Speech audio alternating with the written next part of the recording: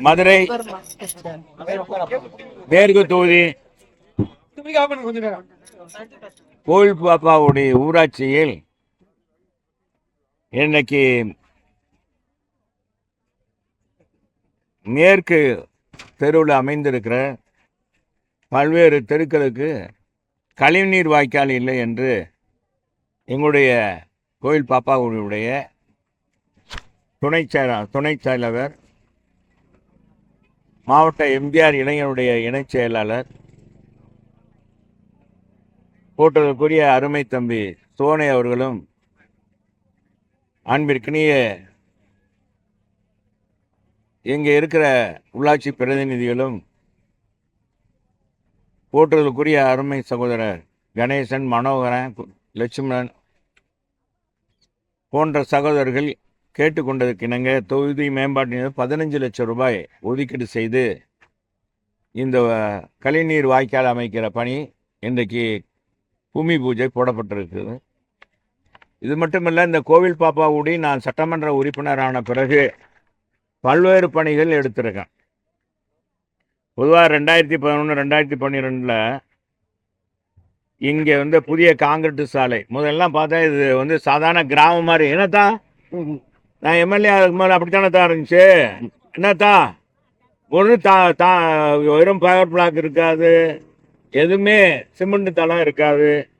ஆனால் நான் காங்கிரீட் சாலை எல்லாமே அமைச்சேன், அங்கன்வாடி மையம் கட்டி கொடுத்தேன். அதே மாதிரி பார்த்தீங்கன்னா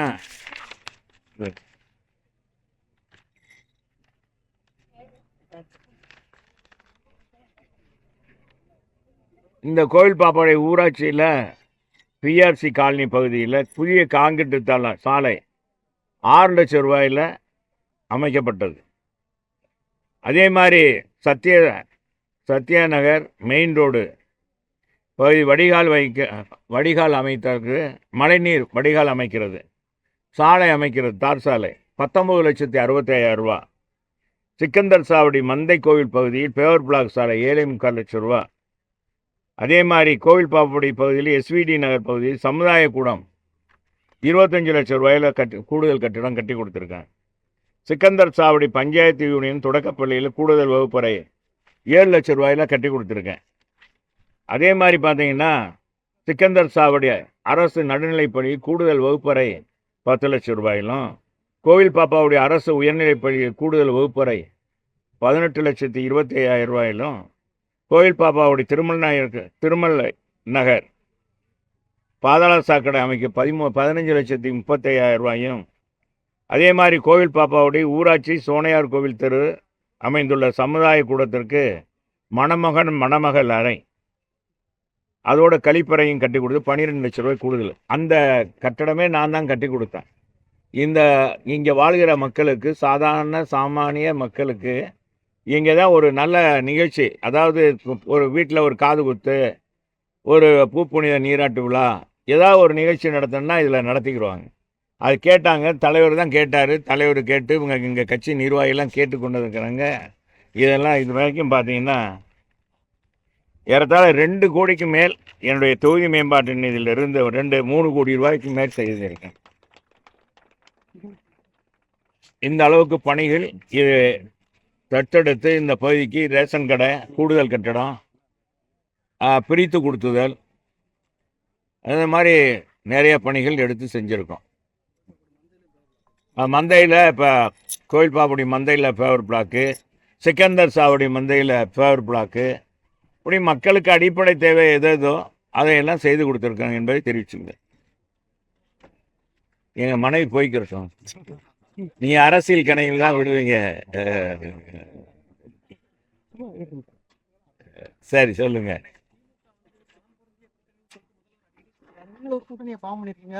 போட்டி எப்படி இருக்கும், உங்களுக்கு வெற்றி வாய்ப்பு எப்படின்னு அவர் எப்பதான் சொல்லல, முதலமைச்சர் பார்த்து தான் சொல்றாரு. முதலமைச்சராக தான் சொல்றாரு பழம்பெருந்திய கூட்டணி. அதுல அங்க வைக்கிற காங்கிரஸ் கட்சியே என்ன சொல்லுது, எங்களை ஆட்சியில் பங்கு வேணும், ஆட்சி அதிகாரத்தில் பங்கு வேணும், கூடுதல் சீட்டு வேணும்ன்றாங்க. ஒவ்வொரு கட்சியும் பார்த்தா இன்னைக்கு போன தேர்தலை காட்டிலையும் நீங்கள் கம்யூனிஸ்ட்டு 2 கம்யூனிஸ்டுகளும் கூடுதல் சீட்டு கேட்குறாங்க. அவங்க ஆட்சியில் பங்கு கேட்கல. ஆனால் நம்ம வைகோ, புரட்சி புயல் வைகோ, அவர் பார்த்தீங்களா, அவர் தான் இந்த நாட்டில் அரசியலே ஊழல் ஆட்சியை ஒழிக்கணும், கருணாநிதி குடும்ப அரசியலை ஒழிக்கணும். என்ன தெரியும் இவருக்கு, ஸ்டாலினுக்கு என்ன தெரியும் அப்படின்னு சொன்னால், அவரே என்ன சொல்லிட்டார், கூட்டணியில் நாங்கள் மந்திரி சபையிலாம் இடம் கேட்க மாட்டோம் அப்படின்றார். கூடுதல் சீட்டு கேட்போம்ட்டாங்க. ஆக எல்லாரும் கூடுதல் சீட்டு கேட்கறதுல இருக்காங்க. கமலா, நம்ம டார்ச் லைட், உங்களுக்கு ஞாபகம் இருக்கா? டார்ச் லைட் யாருக்காச்சும் டார்ச் லைட் இருக்கா? ஞாபகம் இருக்கா? யாத்து டிவியெல்லாம் உடைச்சார். இப்போ ஒருத்தர் புதுசாக வந்திருக்காரு, அவர் பிறப்பிட்டிருக்காரு. இவர் ஏற்கனவே சொல்லி டிவி உடைச்சார். ஊழலை ஒழிப்பேன், ஊழல் அரசியலை ஒழிப்பேன், வாரிசு அரசியலை ஒழிப்பேன்னு வந்தவர் தான் கமலஹாசன். நம்ம உலகநாயகங்க. நான் அவரை தான் சொல்கிறேன், உலகநாயகனை தான் சொல்கிறேன். அந்த உலகநாயகம் டிவி மதுரையில் தான் டிவியெல்லாம் உடைச்சார். டம்முன்னு தான் பார்க்குறவெல்லாம் அசந்து போயிட்டாங்க. தமிழ்நாட்டில் புதிய புயல் இளம்பிடிச்சு, உலகநாயகன் அரசியலில் உலகநாயகனாக மாற போகிறான்னு நினச்சா கடைசியில் நகைச்சுவை நடிகர் இருக்க மாதிரி ஆடிட்டார். இப்போ அங்கே போய் சேர்ந்துக்கிட்டு அவரும் 15 சீட்டு கேட்குறாரு. எங்களுடைய கட்டமைப்பு தெரியும். அதில் நேற்று அவருடைய கொள்கை பரப்பு செயலாளர் சொல்கிறார் பாருங்க, எங்கள் தலைவருடைய, எங்கள் கட்சியினுடைய அமைப்பு அவங்களுக்கு தெரியும், திமுக தலைவருக்கு. எங்கள் தலைவருடைய பிரச்சாரம் அதை தான் மெயின். அந்த முகத்தை தாங்க அவங்க நடிகர்ன்ற முகத்தை வச்சு ஏமாத்திடலாம், மக்களை ஏமாத்திடலான்னு எல்லா பேரும் அதே சினிமா நடிகர் பூரா அந்த மாதிரி பிறப்பிட்டாங்க. அப்பா பிறப்பிட்டாங்க, இந்த மாதிரி கிளப்பிட்டாங்க. நடிகர்கள்னா ஓட்டு போட்டுருவாங்க, அது கூட்டம் கூடுறதெல்லாம் வச்சுக்கிட்டு என்ன நடிப்பை வச்சு, அப்பா முகத்தை பார்க்குறதுக்கு தான் மக்கள் கூட்டம் கூடுறாங்க. அந்த நேரத்தில் கைதட்டிட்டு போயிடுவாங்க. இதெல்லாம் வான வேடிக்கை மாதிரி தான். ஒவ்வொரு நடிகரும் மேலே ஜொலிக்கும். ஜொலிக்கிறதுனால அது நிரந்தர வெளிச்சம் கிடைக்குமா? நிரந்தர வெளிச்சம் கொடுக்கக்கூடாது அரசியல் இயக்கங்கள். அது கட்டமைப்பு வேணும். அண்ணா திராவிட முன்னேற்ற கழகம் எங்கள் தலைவர் புரட்சி தலைவர்னா, அவர் மாதிரி ஒரு படத்தில் எவனாச்சும் அந்த மாதிரி படம் மினிமம் கேரண்டி எம்ஜிஆர். எம்ஜிஆர் எல்லாரும் சொல்லுவாங்க, மினிமம் கேரண்டி எம்ஜிஆர்னு சொல்லுவாங்க. எம்ஜி அவர் படம் எடுத்தால் எந்த முதலாளிக்கும் பாதகமே இருக்காது. இப்போ எத்தனை நடிகர் படத்தை எடுத்துட்டு தெருவில் நிற்கிறாங்க. இன்றைக்கி உச்சபட்ச நடிகர் வந்திருக்கார் இல்லையா அரசியலுக்கு, அவர் படத்தை அவர் எடுத்து எத்தனை பேர் தெருவில் நின்றுருக்காங்க, தெருவில் போயிருக்காங்க. எத்தனை எல்லா படமும் விட்டுங்க. எங்கள் தலைவர் படம் அப்படி இல்லை. அவருடைய கதை அமைப்பு எந்த படத்துலையாச்சும் தாய்மார்களுக்கு முதியவர்களுக்கு உதவி பண்ணுற மாதிரி தான் கேரக்டர் அமைப்பார். தீமைகளை எதிர்ப்பார், ஊழலை எதிர்ப்பார். அப்படிப்பட்ட அவர் ஒரு திரைப்பட நடிகர். அவர் சினிமாவுக்கு வந்தார். படிப்படியாக 52லேருந்து அரசியல் இயக்கத்தில் உழைத்து சினிமா வந்து சாட்சியை பிடித்தார்னா எல்லா பேரும் நாங்கள் அவராக ஆயிடுவோம் அப்படின்னு சொல்லி நினச்சி வந்தீங்கன்னா இங்கே இருக்கிறது அப்புறம் கடைசியில் காணாமல் தான் போக முடியும். எல்லா நடிகரும் காணாமல் போயிட்டாங்க. கமலஹாசன் ஏற்கனவே காணாமல் போயிட்டு இப்போ போய் இதை ஒரு சீட்டை வாங்கிட்டு இப்போதைக்கு 15 ஃபில்டப் கொடுத்துருக்காங்க. அதெல்லாம் உங்களுக்கு சீட்டு இல்லை, நீங்கள் பேசாமல் இது பண்ணுங்க, இல்லைன்னா உங்கள் படம்லாம் தயாரிக்க முடியாதுன்னா முடிஞ்சிருவார். அதுவும் தெரியல. ம் ஆ பாஜக கூட்டணியில் அதிமுக அடிமையாக இருக்கிறது ஒண்ணு. ஊழல் கட்சி அதோட கூட்டணியை வைக்க மாட்டோம் அந்த கட்சி எல்லாம் அப்படின்னு சொல்றாரு. அதை எப்படி எடுத்துக்கிறீங்க? சகோதரி விஜய், நாங்கள் அடிமையா யாரை அடிமைப்படுங்க? நாங்கள் தான் சொல்கிறோம் ஏற்கனவே, நாங்கள் யாருக்கும் அடிமையும் இல்லை, நாங்கள் யாரையும் அடிமைப்படுத்த மாட்டோம். இது அதிமுக வரலாறு. எங்கள் புரட்சி தமிழர் எடப்பாடியார் பொறுத்த அளவுக்கு எங்கள் புரட்சி தலைவர் எப்படியோ, புரட்சி தலைவர் அம்மா எப்படியோ, அவங்க 8 அடி பாஞ்சா அவர் 16 அடி பாய்கிறார். அவருக்கு மாசம் இந்த நடிகர் என்ற மாசம் தான் இல்லையே ஒழிய, மக்கள் இன்றைக்கு நம்மளில் ஒருவர் விவசாய குடும்பத்தில் வந்தவர் என்ற அடிப்படையில் தான் அன்றைக்கி எடப்பாடியாருக்கு எங்கே போனாலும் மக்கள் செல்வாக்கு. தொகுதி வாரியாங்க 25,000 30,000 50,000 பேர் மக்கள் கூடுறாங்க. விவசாயிகள் பூரா நம்மளுடைய சகோதரண்டா அப்படின்றாங்க. பெண்கள் எல்லாம் நமக்காக உதவி பண்ணவர் அப்படின்றாங்க. மாணவர்கள்லாம் ஆல் பாஸ் போட்ட கதாநாயகன்டா நம்ம புரட்சி தமிழர் எடப்பாடியார். 7.5 விழுக்காடு கொடுத்தவர் அப்படின்னு எல்லாரும் பாராட்டுறாங்க. நாங்கள் போய் அடிமைன்னு சொன்னால் இவர் சொல்லி என்ன செய்ய? இவர் இப்போ தான் வந்திருக்கார், இவர் அடிமைன்னா இவர் பேசாமல் நான் சொல்கிறேன், இப்போ சிபிஐ விசாரணைக்கு கூப்பிட்டாங்கல்ல, 2 தடவை கூப்பிட்டாங்க. எங்க வீராப்பா அவர் இருந்திருக்க தானே, படம் தானேயா. இதுக்கு தானே 41 பேர் இறந்தது, நான் வர முடியாது இங்கே வந்துக்காங்க அப்படின்னு சொல்லி கேட்டிருக்க வேண்டியதானே. வீராப்பா நிற்கணும்ல, இருக்கணுமா என்னங்க. அதே மாதிரி பார்த்தீங்கன்னா இவருடைய சூரப்புலித்தனத்தை இவர் எங்களை சொன்னதுனால சொல்கிறேன். ஏதோ அரசியலில் வர்றாரு, புது முகம் மறட்டும் அப்படின்னு நாங்கள்லாம் நினச்சோம். நான்லாம் நினச்சேன், உண்மையில் நான் அவரை வரவேற்றிருக்கேன். ஆனால் யார் நம்ம அவரை இது பண்ணோமோ எங்கள் காதவே கடிச்சா நாங்கள் சும்மா இருப்போமா. 41 இறந்தவங்க, 41 பேர் இறந்து விட்டாங்க. எங்கேயாச்சும் வரலாறு இருக்கா? இவருக்குன்னு அவ்வளோ பெரிய கூட்டமா? லட்சக்கணக்கான மக்கள் கூடுறாங்க. எவ்வளோ கட்டுக்கோப்பு. முதல்ல அவங்க ரசிகர்களை கட்டுப்படுத்த முடியுதா? ரசிகர்களை கட்டுப்படுத்த முடியுதா? 41 குடும்பத்தையும் உலகத்தில் எங்கேயும் கிடையாதுங்க.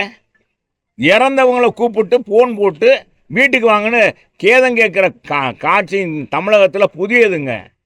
இதுதான் இந்த விஜய் செஞ்ச புதிய திட்டம்.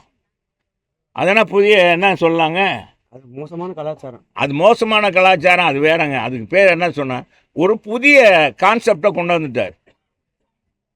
இதெல்லாம் இறந்தவங்கள அவரை பார்க்கணுன்னு வந்து குழந்தைகள், பிஞ்சு குழந்தைகள், பெண்கள் இறந்துருக்காங்க.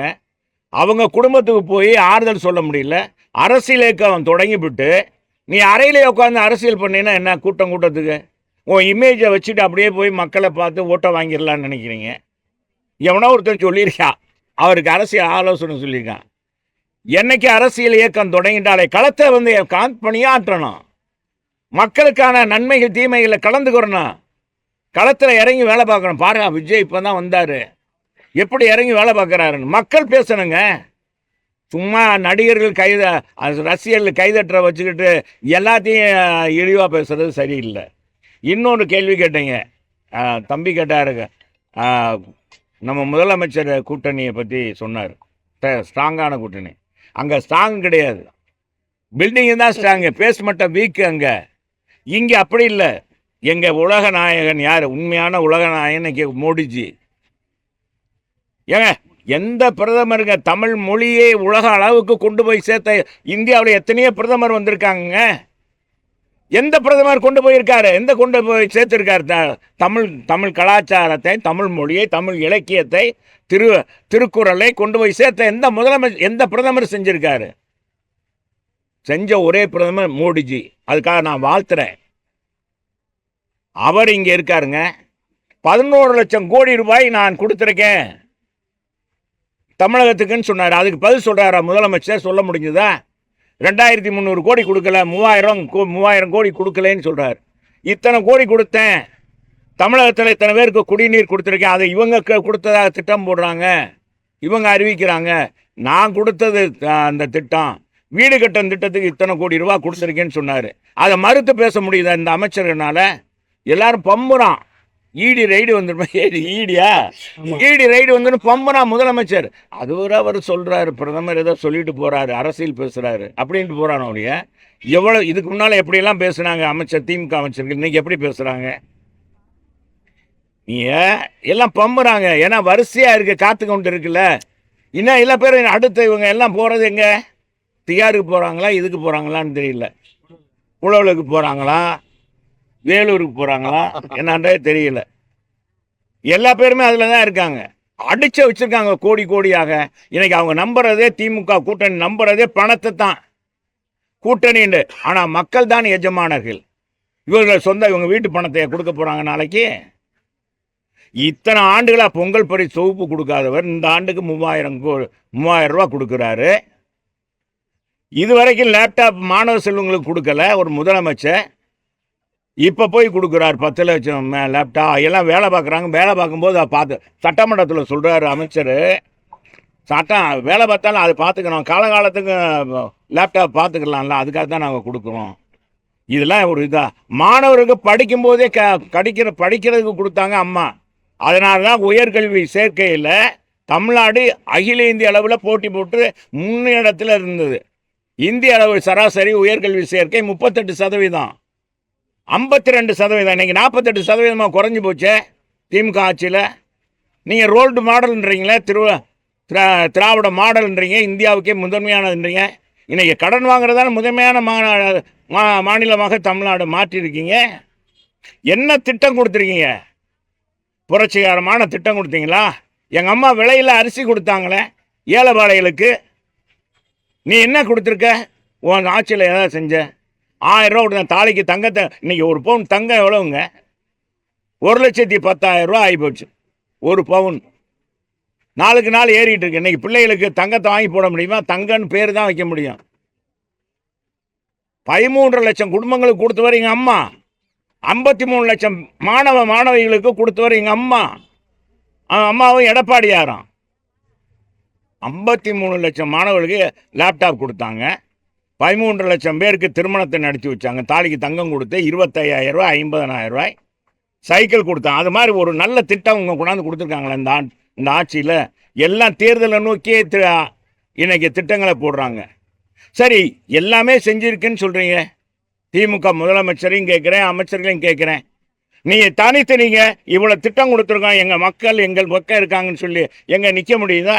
காங்கிரஸை விளக்க முடியுதா? காங்கிரஸுக்கு அடிமையாக இருக்க திமுக. எங்க 2G அலைக்கற்றை ஊழலில் 1,76,000 கோடியில் இவருடைய கனிமொழியை ஜார்ஜில் 6 மாதம் அடைச்சாங்க.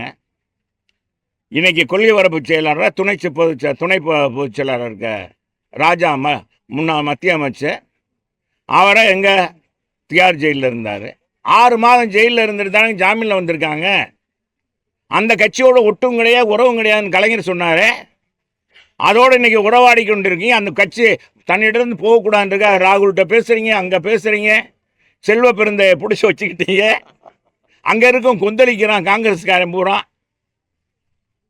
இந்த காங்கிரஸை தான் அழிக்கணும்னு அண்ணா நினைச்சாரு இல்லையா? காங்கிரஸ் தமிழகத்தில் வரக்கூடாது.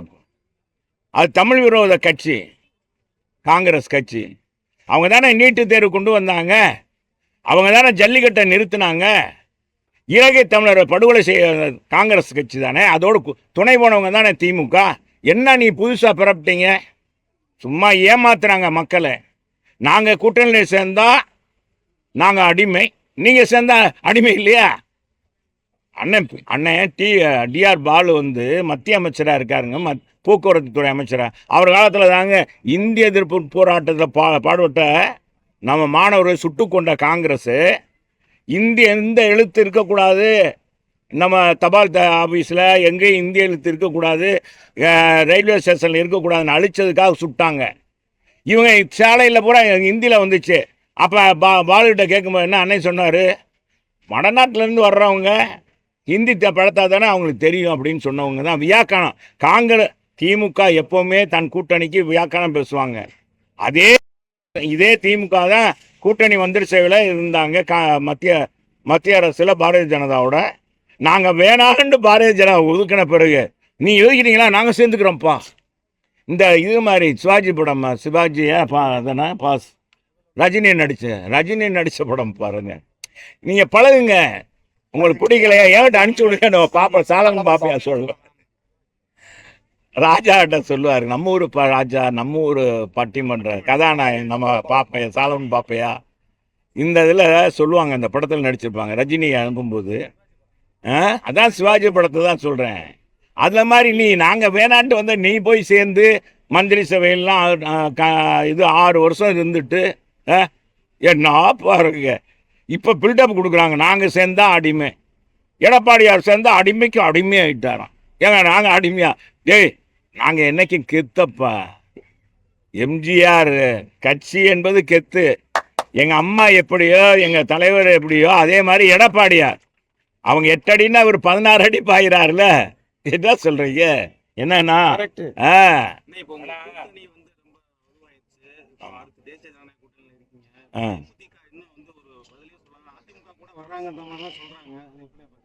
தம்பி, கூட்டணி என்பது, நான் எப்போதும் சொல்றேன், கூட்டணி என்பது அந்த தேர்தலில் மக்களுடைய வாக்கு சிதறக்கூடாது. எனவே அந்த மக்களுடைய வாக்கை பெற வேண்டும் என்பதற்காக ஒவ்வொரு கட்சியும் தன்னுடைய கட்சியுடைய வெற்றியையும் இதையும் பார்ப்பது வழக்கமான உண்டு. இதுக்கு தான் கூட்டணி. தேர்தல் முடிந்தவுடன் அந்த கூட்டணி விலகிடுவாங்க. அவங்க அவங்க கொள்கையில் பல்வேறு கொள்கைகள் இருக்கும் ஒவ்வொரு கட்சிக்கும். ஆனால் இப்போ திமுகவில் கூட்டணி வச்சுருக்க கட்சி மாதிரி தாலி கட்டிய மனைவி மாதிரி அடங்கி ஒடுங்கி இருக்காங்க. கம்யூனிஸ்ட்டு, திருமாவளவன், காங்கிரஸ், எல்லா கட்சியும் இன்னைக்கு நடக்கிற அட்டூழியங்களை பேசுகிறாங்களா? ஏங்க நேற்றைக்கு முந்தான எவ்வளோ பெரிய தகராறு, போலீஸே அடிச்சிருக்கான். எவ்வளோ வன்முறை நடக்குது தமிழகத்தில். இதை யாராச்சும் கண்டிக்கிறாங்களா? சமூக ஆர்வலர்னு எங்கள் ஆட்சி காலத்தில் பிறப்பிட்டாங்க. அவங்களாம் எங்கே போய் ஒளிஞ்சாங்கன்னே தெரியல. டேப் அடிச்சுக்கிட்டுலாம் பாடுவாங்க. அவங்களாம் எங்கே போய் ஒளிஞ்சாங்கன்னே தெரியல. அவன் தேடி கண்டுபிடிங்க, காணாம் என்று போட்டு சொல்லுங்க. இப்போ தொடர்ந்து எடப்பாடியார் வந்து 10 தொகுதி தோல்வி கண்ட பழனிசாமின்னு பொதுக்கூட்டத்தெல்லாம் பேசிட்டே வர்றாரு. பொதுவாக திமுக தன் நிலையை பார்க்கணும். வாஸ் அவுட் ஆன கட்சி திமுக. எதிர்கட்சியாக கூட சட்டமன்றத்தில் வராத கட்சி திமுக. அவங்க வந்து எங்களை சொல்கிறாங்கன்னா இதெல்லாம் என்ன பாருங்க. எடப்பாடியாருடைய செல்வாக்கு, எடப்பாடியாருக்கு இருக்கிற மக்கள் செல்வாக்கு, தொண்டருடைய கட்டுக்கோப்பு, அதிமுக தொண்டர்கள் யாரும் விலகி போனவன்லாம் வந்துட்டாங்க, தொண்டர்கள் நிர்வாகிகள்லாம் திரும்ப சேர்ந்துட்டாங்கன்னு போது வைத்தறிச்சலில் பேசுகிறார் நம்ம முதலமைச்சர். வேற ஒன்றும் இல்லை. முதலமைச்சருக்கு தெரியும் இது அதிமுக பேஸ் மட்டும் ஸ்ட்ராங்கு, பில்டிங்கு ஸ்ட்ராங்குன்னு தெரியும். அவங்க இதில் பில்டிங் ஸ்ட்ராங்கு, பேஸ்மெண்ட்டை வீக்குன்றதுனால அதை இது பண்ணுறதுக்காக இப்படி சொல்கிறார், மாற்றி சொல்கிறார் முதலமைச்சர். போதைப் பொருள் ஒழிப்பதுக்கு மத்திய அரசு தான் ஒழிக்கணும், மகாராஷ்டிராவில் பேசக்கூடிய மதுராந்தகத்தில் பேசிட்டு போறாரு முதல்வர். சரி, நான் கேட்குறேன், மத்திய அரசு கட்டுப்படுத்தினா, மத்திய அரசு எல்லைக்குள்ளே நடக்குதுன்னா பரவாயில்ல. மாநிலத்தில் உளவுத்துறை எதுக்கு இருக்குது? இதுக்குன்னு ஒரு விங்கு, கஞ்சா, இந்த போதை இதெல்லாம் இது பண்ணுறது, அதெல்லாம் தடுக்கிறதுக்குன்னு ஒரு விங்கு வச்சுருக்கீங்களே போலீஸ் துறை. அதுக்கு ஒரு டிஜிபி இருக்கார். அவர் என்ன செய்கிறாரு? மாங்காய் பறிக்கிறாரா? மத்திய அரசு எதுக்கெடுத்தாலும் மத்திய அரசு. இன்னைக்கு போதை கடத்தல், இன்னைக்கு கஞ்சா கடத்துறது, பல்வேறு விதவிதமான போதைகள்லாம் இதை இங்கேருந்து கடத்துறதுக்கு தமிழகம் தான் ஒரு தளமாக இருக்குது. இலங்கைக்கு கடத்துறாங்க, பல்வேறு மாநிலங்களுக்கு கடத்தினாங்கன்னா இங்கே தான் தளமாக இருக்காங்களே. இதை கட்டுப்படுத்த முடியலையே. ஏங்க அந்த ஜாபர் ஷெரீஃப்னு நீங்கள் மறந்துருப்பீங்க. இந்த ஜாபர் ஷெரீஃப் தானே, சாபர் சாதிக்குன்னு அவர் முதலமைச்சர் கூட போட்டோ எடுக்கிறாருங்க. துணை முதலமைச்சரோட போட்டோ எடுக்கிறாரு. துணை முதலமைச்சருடைய மனைவி கூட அவர் படம் தயாரிக்கிறார், அது தயாரிப்பாளராக இருக்கார். டிஜிபியோட இருக்கார். அவர் தான் உலகத்துக்கே போதை கடத்தல் மன்னனா, அவர் தம்பியும் அவரும். இப்படியால பக்கத்தில் வச்சு இன்னைக்கு செய்கிற தவறுக்கு பூராமே திமுக நிர்வாகி தான் காரணமாக இருக்காங்க. இது முதலமைச்சர் சொல்வது சரியல்ல. முதலமைச்சர் தேர்தல் நேரத்தில் மூடி மறைக்கிறாருன்னு தான் நினைக்கிறேன். உண்மையில் அவருக்கே தெரியும், முதலமைச்சருக்கு தெரியும். அவர் ஏற்கனவே சாட்டையை சொல்லட்டுமே, உங்களால் நான் தூங்கவே இல்லை அப்படின்னு சொன்னவர் இதே முதலமைச்சர் தான். எனக்கு மக்கள் பணியாற்றுறதுக்கு எனக்கு நேரம் உங்கள் சமாளிக்கிறதுக்கு எனக்கு நேரம் போதில்லைன்னு சொன்னவர் தான் நம்ம முதலமைச்சர். அதை புரிஞ்சுக்கங்க. கட்சி தொடங்கியது வந்து வீட்டில் ஓட்டு கேட்க போவாங்க. நாங்கள் வந்து வீட்டில் ஒரு ஓட்டை வச்சுட்டு தான் கட்சியை தொடங்கியிருக்கோம் அப்படின்னு சொல்லி சொன்னார். அதாவது ரேஷன் அட்டைக்கு ஒரு ஓட்டு இருக்கிற மாதிரி விஜய் சொல்லியிருக்காரு. கரெக்டு, அப்படி சொல்லலாங்க. வாயில் எதுனா வாயிலே சுடலாம், அல்வா வாயிலே அல்வா கொடுப்பாங்க, வாயிலே வடை சுடுறாங்க. விஜய் என்ன சொல்கிறாருன்னு நினைக்கிறாங்க. ஏங்க ஒவ்வொரு வீட்டில் இருக்குங்கண்ணா, எந்த வீட்டில் இருக்குது, எத்தனை வீட்டில் ஒரு போய் நுழைஞ்சு பார்த்தாரு, எப்படி கணக்கு எடுத்தார், சென்சஸ் எப்படி எடுத்தார்? சும்மா சொல்கிறது அந்த பில்டப்பு தான். இப்போ கதாநாயகனாக இருந்தவருக்கு பில்டப் தானே கொடுப்பாங்க. ஒரே நேரத்தில் 100 பேர் அடிக்கிறாரோ அப்பா. எப்போ யாராச்சும் அடிக்க முடியுமா? டுப்புன்னு சொல்கிறாரு. அது தண்ணியை போட்டு அப்படி அடிக்கிறாரு. தண்ணியை போட்டுலாம் இப்படி அடிக்கிறவர் 41 செத்த வேற. அங்கே பண்ணை வீட்டுக்கு கூப்பிட்டு அவங்களுக்கு ஆறுதல் சொல்கிறாராம். என்னங்கடா உங்கள் கான்செப்ட், என்ன அரசியல் இது, என்னப்பா பொது வாழ்க்கைய அரசியல் இருக்குன்னு போயிடணும் போல இருக்குது. இவங்க செய்கிறது இவங்க அந்த அழிச்சனாட்டம் இருக்குது பார்த்தீங்களா, இந்த அழிச்சாட்டம் ரொம்ப மோசங்க. எங்க இறந்தவங்கள வீட்டுக்கு கூப்பிட்டாங்க. இறந்தவங்க வீட்டுக்கு தான் போய் கேதம் கேட்டு அவங்க உறவினர்லாம் வந்திருக்காங்கப்பா, தலைவர் வந்திருக்காங்க, அவரோட இன்னார் வந்திருக்காங்க. இப்போ நாங்கள்லாம் கேட்கறதுக்கு எதுக்கு எங்களை கூப்பிட்றாங்க? நாங்கள் பெரிய இதுண்டா. எங்கள் கட்சிக்காரங்க போனால் நாங்கள் என்னென்ன வந்திருக்காங்க, அவங்க ஊருக்காரங்களாம் வந்திருப்பாங்க. அப்போ அது மாதிரி பாவம் கூட்டத்தில் இறந்ததை பார்க்குறதுக்காக விஜய் வந்திருக்காரு. அந்த மாதிரி ஒரு சூழ்நிலையை உருவாக்காம இவர் இன்னும் இப்படி செஞ்சாருன்னா இவர் இப்போவே இப்படின்னா நாளைக்கு ஏதாச்சும் ஒரு மாற்றம் வந்து என்னப்பா ஆகுறது. இந்த கட்சியெல்லாம் இருக்குன்றீங்களா? ஏங்க இருக்குமா? எனக்கு என்னமோ சந்தேகம் தான். இது என்னமோ தெரியல. ஏன் கமலஹாசனாச்சும் வேணாரு, சும்மா இது பில்டப்லேயே ஓடி போயிடும். இது ஊழலை ஒழிக்கிறேன்னு சொல்கிற அது வேற. பக்கத்தில் யார் ஆதவ அர்ச்சனா வச்சுருக்காரு, அவர் என்ன பெரிய யோக்கியமானவனா? டேய், இந்த நாட்டில் ஏழைப்பாளைகளை நாற்றி விற்று ஏழைப்பாளைகளை சொத்தை சுரண்டி குடும்பம் தான் மார்ட்டின். அந்த குடும்பம், அந்த குடும்பத்தில் அதில் சம்பாரித்த பணம் தான் ஆதவ அர்ச்சனா. எத்தனை கட்சிக்கு போய் எத்தனை ஊழல் பண்ணி அவர் இன்னைக்கு அவர் தான் அவர் சொல்கிறார் விஜய் அப்படின்றார். இதெல்லாம் நாங்கள் சொன்னார், அதெல்லாம் வேணாப்பா, அதை போயிடும். எங்களுக்கு வேண்டி எங்களுக்கு எதிரி யாருன்னா திமுக தான். டைரக்ட் ஃபைட்டு திமுக கூட்டணி, அண்ணா திமுக. வேறு யாரும் கிடையாது. அதெல்லாம் சும்மா அதெல்லாம் ஸ்பெஷல் ஷோ மாதிரி, சினிமா தேட்டரில் ஸ்பெஷல் ஷோ போடுறாங்க. சரி வாங்க, சரி, ரொம்ப நன்றி.